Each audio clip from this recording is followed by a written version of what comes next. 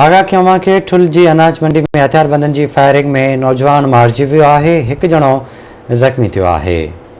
Update कंदा हलूं। Breaking news है। ठुल जी अनाज मंडी में हथियारबंदनि जी फायरिंग में नौजवान क़तल थी वियो आहे, जॾहिं त हिकु ॼणो ज़ख़्मी थी पियो आहे। आगाह कंदा हलूं। गोलियूं लॻण सबब अली हसन बंगलाणी मौके ते ई क़तल थी वियो आहे, जॾहिं त जवाबदार फरार थी वियो आहे। अपडेट कयूं पिया। ठुल मां अनाज मंडी में हथियारबंदनि जी फायरिंग में नौजवान मारिजी वियो आहे, जॾहिं त हिकु ॼणो ज़ख़्मी थियो आहे। गोलियूं लॻण सबब अली हसन बंगलाणी मौके ते ई मारिजी वियो आहे। जवाबदार फरार थी वियो आहे। अपडेट कयूं पिया। ठुल जी अनाज मंडी में हथियारबंदनि जी फायरिंग में नौजवान मारिजी वियो आहे।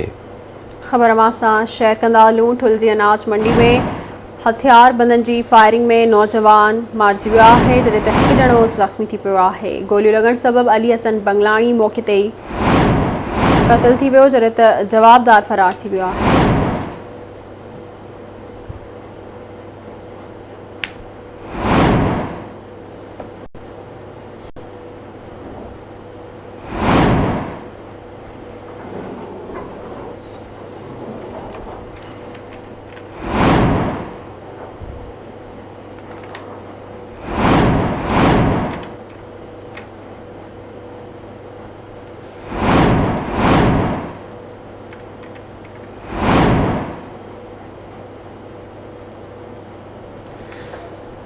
तफ़सील मालूम कंदासीं। ठुल मां सौदागर बुरड़ो खां। सौदागर आगाह कजो, छा अपडेट्स आहिनि?